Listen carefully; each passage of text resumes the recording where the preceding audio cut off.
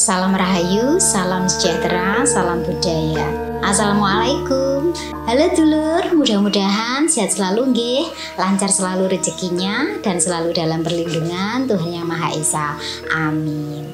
Tayangan kali ini kita bahas malam keramat atau malam sakral Sasi Suro, mengenai ritualnya, pantangannya, dan gaelok atau pamalinya. Monggo disimak dulu, ini sebagai tambahan pengetahuan saja nggih, warisan leluhur budaya Jawa. Wilujeng Rahayu, sugeng midhangetaken.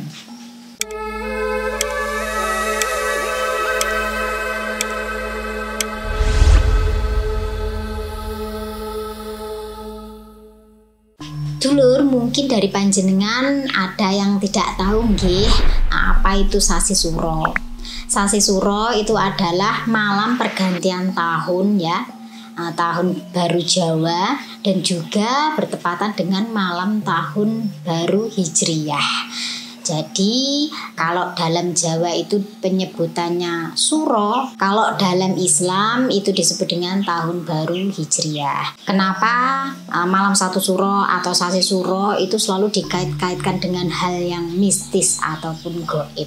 Jadi begini dulur, malam satu Suro itu adalah malam dimana terbukanya tabir gaib nggih, antara dunia nyata dengan dunia gaib, yang mana semua bangsa lelembut maupun kita yang di dunia nyata itu bisa bebas masuk maupun keluar nggih. Karena Sasi Suro dianggap sasi yang sakral atau keramat bagi orang Jawa nggih, maka di situ ada ritualnya, pantangannya, juga pamali atau gaelok. Pasti Anda sering ya mendengar kata-kata gaelok. Nah, kenapa demikian?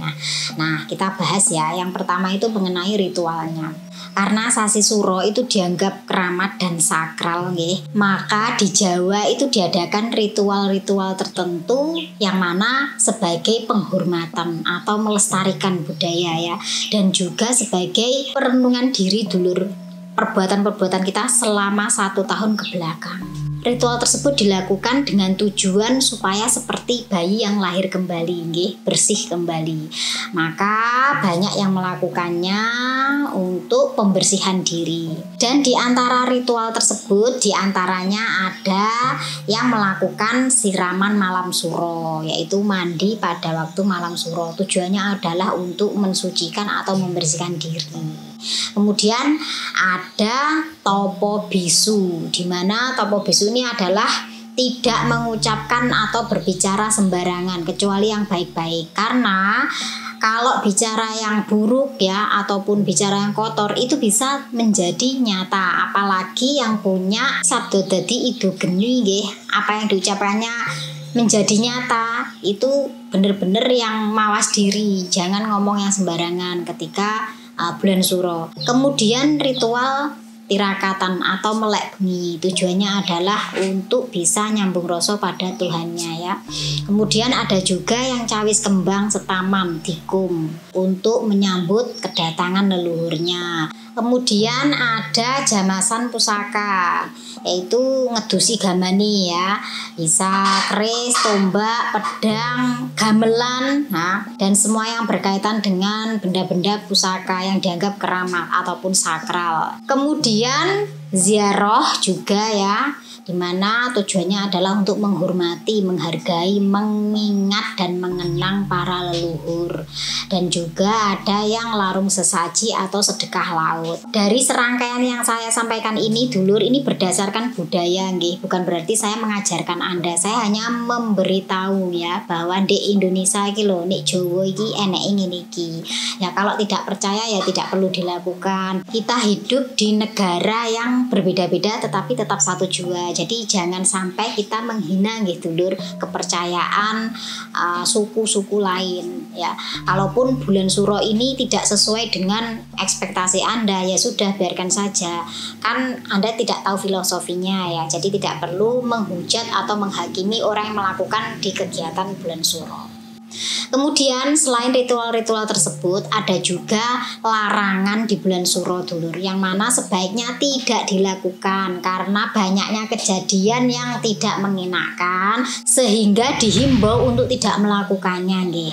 Yang pertama, larangannya adalah supaya tidak keluar rumah atau bepergian jauh. Ini yang terutama yang wetonnya pas tiba hari naasnya. Sebelumnya sudah saya sampaikan, silahkan dilihat untuk bulan suro ini, malam suronya itu weton-weton apa saja yang jatuh pada naasnya di hari Rabu Legi atau Rabu Manis. Kemudian yang kedua, itu larangan mengadakan hajatan atau pesta atau pernikahan, yang mana sekiranya sebenarnya acara bisa diundur, tapi sebaiknya tidak dipaskan pada bulan suro. Ada sebagian yang mempercayai bahwa waktu bulan suro itu Ratu Pantai Selatan mengadakan mantu, jadi gak oleh madani. Ada yang seperti itu, tapi masih banyak mitos-mitos yang lain yang berkaitan dengan bulan suro. Intinya kita tidak melakukan suatu kegiatan yang penting atau vital banget di bulan suro ya.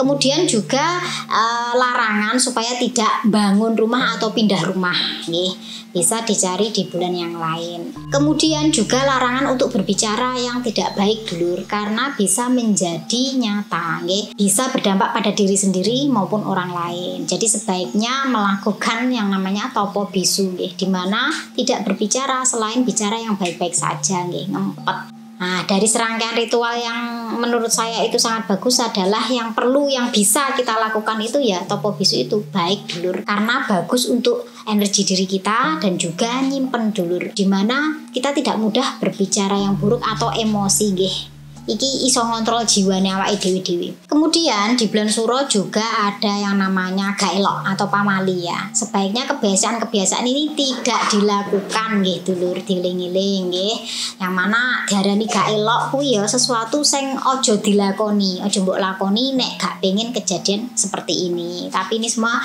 pepeling dulur, pengingat kita supaya kita itu waspada dan ngati-ngati. Yang pertama, jangan menyapu rumah pada malam hari. Iki jari simbah iso nyumpeti rezekine dewi, Kemudian bisa juga diartikan menurut kacamata supranatural itu ngundang yang namanya makhluk halus. Makanya kalau malam-malam itu tidak boleh nyapu rumah apalagi di bulan suro. Kemudian yang kedua, jangan biasakan geget-geget dulur, gigit bibir Kalau suka menggigit bibir yang bawah gini itu kalau menurut sesepuh Jawa maknanya podo karo ngundang kecewa, sedih, dan juga nasibnya kurang baik, selalu gagal. Kalau bibir atas yang digigiti seperti ini, nah itu menandakan nanti hidupnya itu penuh dengan utang. Makanya selalu dikatakan gak elok, ojo sok geget-geget bibir, cokot lambe. Kemudian yang ketiga, jangan membiasakan membuka payung di dalam rumah, wih gak elok. Maknanya itu menandakan bahwa podo karo ngundang kemalangan, marai berduka gitu dulu. Madani orang yang meninggal kan dipayungi. Nah itu dimaksudkan supaya tidak madani sesuatu sing barang nggak elok gitu dulu. Makanya ndak selalu dikatakan ndak elok, ndak boleh madani orang yang meninggal yang dipayungi. Jadi iso ngundang kesusahan atau kemalangan. Kemudian ada lagi, jangan membiasakan mengusap wajah dengan baju yang dipakai. Contohnya seperti ini ya, ini diusap ke muka. Jadi baju ini diusap ke muka itu ndak elok dulur. Itu nggarai susah rezeki dan juga tidak disukai orang ya, dibenci orang. Nah kadang-kadang kebiasaan-kebiasaan yang sepele yang kita tidak tahu apa penyebabnya ternyata dari sesuatu yang tidak terduga kayak yang seperti itu ya, mengusap baju di muka. Kemudian juga jangan biasakan untuk memakai baju sambil jalan. Ada nih ya, kalau mau kemana ngambil baju langsung dipakai sambil jalan.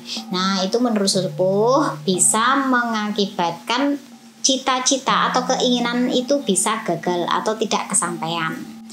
Nah dari serangkaian gak elok itu ya dulur, pamali tersebut di bulan suro, mungkin dari Anda yang memiliki kebiasaan-kebiasaan tersebut bisa dibiasakan untuk tidak dilakukan lagi. Sebenarnya wejangan-wejangan seperti ini itu menurut saya bagus untuk kita gitu lur, supaya waspada, ngati-ngati, gak ngladur, gak sak karepe dhewe dan bisa ngajeni sak liyane. Karena kalau tidak begitu wong-wong ki angel tatanane dulur, sehingga banyak dikatakan ojo ngene, ojo ngene, ojo ngene, tidak lain adalah untuk kebaikan kita. Tapi tidak semuanya mesti kita ambil mentah-mentah gitu lur ya. Opo sing diomongin mesti mesti ngono ya, tidak juga, diambil sisi positifnya. Kalau dibilang ndak elok itu berarti pasti ada alasan tertentu di balik itu. Nah dulur, demikian yang bisa saya sampaikan. Dari serangkaian yang saya sampaikan ini diambil sisi positifnya nggih, karena banyaknya salah paham orang mengenai kebudayaan Jawa sehingga selalu mengait-ngaitkan dengan agama dan golek peneri dewi-dewi. Kita hidup di negara yang berbineka tunggal ika gitu lur, berbeda-beda tapi tetap satu jua. Hormati, hargai budaya lain, di mana bumi dipijak, di situ langit dijunjung. Saya Fitrika, salam rahayu, wassalamualaikum warahmatullahi wabarakatuh.